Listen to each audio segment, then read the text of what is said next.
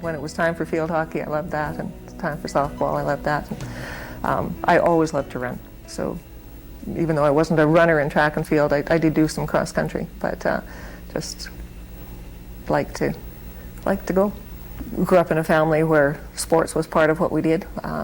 My dad was quite an athlete in his younger years, and Mom continues to compete in curling and curls a lot. So it was just part of what I did, and we moved to Yorkton when I started high school, which for me was fortunate in terms of sports, and had an opportunity then to compete in track and field especially, other sports as well, like everything that the school offers, but in track I was able to compete at the national level because I was in a city, as opposed to the two main events that I took part in were javelin and high jump. And track normally is a spring and summer sport, but through the help of the Yorkton Legion, I was able to compete year-round. They would send me to meets in Winnipeg, Saskatoon, Regina. And so that really helped me.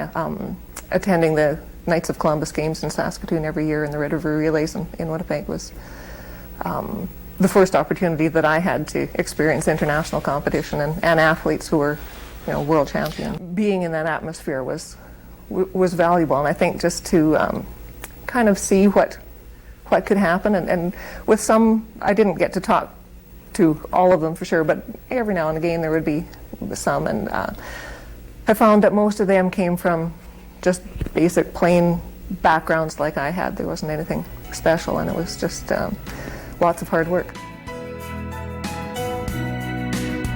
I guess one basketball game that sticks out in my mind was when the Canadian women played the Cuban women, and there was a Cuban woman who was only 5'7", but she could jump and touch the hoop, and just called the rabbit. And just seeing her, and I saw our team for the first time and thought, if I work hard and practice, there's a chance that I might make it. So that was '67, and in '69 I was in Cuba playing with the national team against Cuba, and that same woman who could still, probably the one, as a prairie person, the one that I didn't really do a lot in is curling. I did curl on our school team 1 year in high school, but that season overlapped with basketball, and because I was doing track year-round, it just wasn't an option. So field hockey, yeah.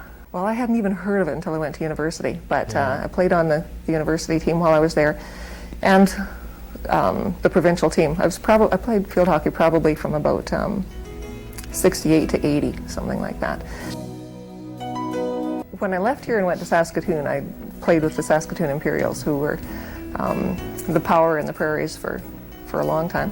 Always did well at the Nationals, so that was a real learning experience and a real opportunity for me. There were some excellent players there that I had a chance to play with. In the finals, perennially, won the Nationals a couple of times.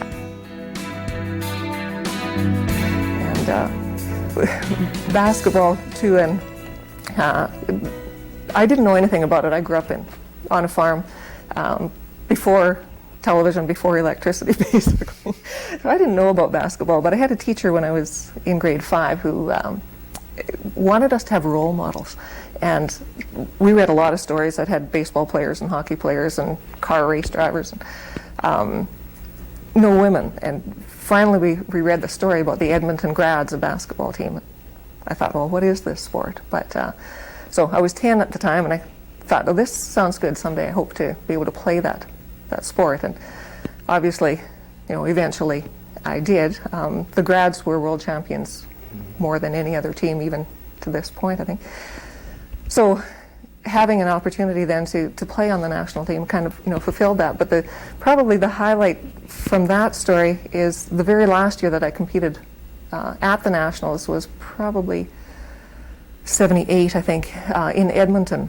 And the banquet at the opening ceremonies had these round tables, and each team was at a table, but there was someone else at our tables. And when they started the program, they had introduced the people at the table who were members of the Edmonton Grads team, which I had thought when I was 10 and read this story that they were dead years and years ago.